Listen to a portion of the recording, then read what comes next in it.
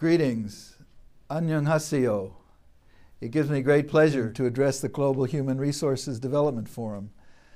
Let me begin by thanking our hosts, Mr. Kim, Deputy Prime Minister and Minister of Education and Human Resources Development, Mr. Jung, Minister of Commerce, Industry and Energy, and Mr. Lee, President of Korea Research Institute for Vocational Education and Training. It's with great pleasure that I address this gathering, knowing the focus that Korea has placed on human resources development. There's still a great deal about development that we don't understand, but we do understand much more than we did 40 years ago. Today we know that human development looms large in the overall economic development effort.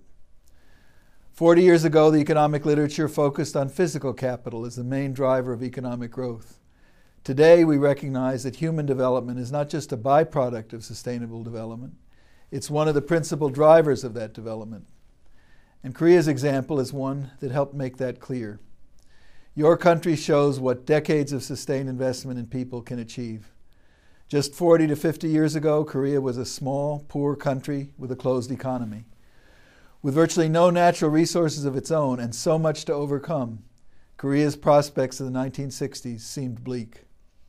But by the mid-1980s, Korea had transitioned from a borrowing country to a donor country. And today, Korea is the world's 10th largest economy and a full member of the OECD. More importantly, its citizens stay in school longer, live longer, and are more prosperous than they were 40 years ago. About 70% of college-age Koreans are enrolled in tertiary education.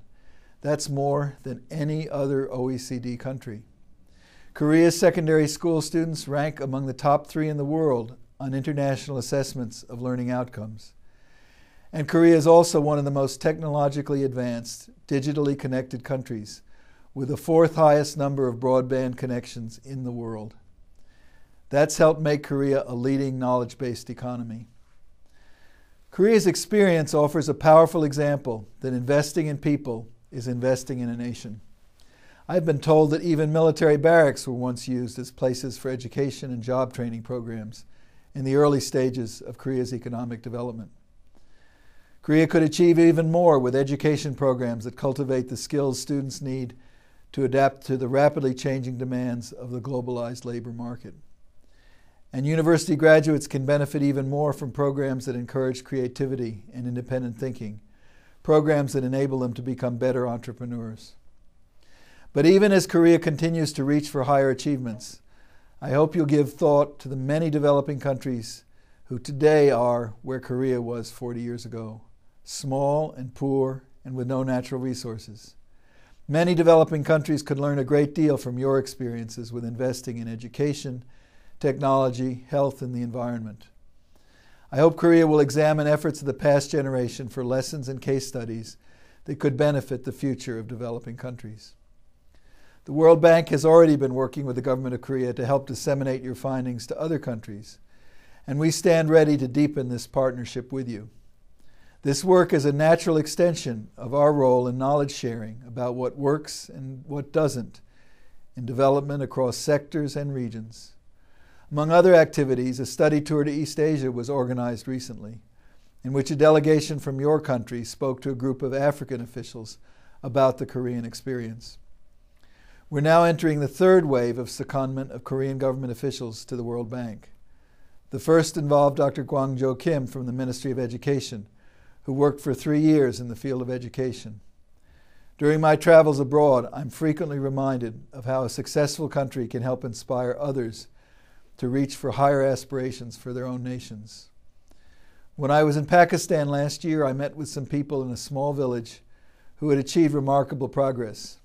I asked one woman if she thought their success could be reproduced elsewhere in Pakistan. This was a woman who didn't speak English, so I assumed she wasn't reading the Financial Times. But she said with enormous passion and conviction, "Why not?" she said. "Japan has done it. China has done it. Why can't Pakistan do it?" What I could have told her is that one reason China did it was because they saw countries like Korea, Taiwan, and Singapore do it first. Korea, as an economic role model, has had a huge effect beyond its borders and has the potential to do even more. Your forum offers an excellent opportunity to showcase Korea's experience to the world and to share important lessons of that experience. I wish you a productive 3 days, and I look forward to hearing about the results of your dialogue. Kamsahamnida. Thank you.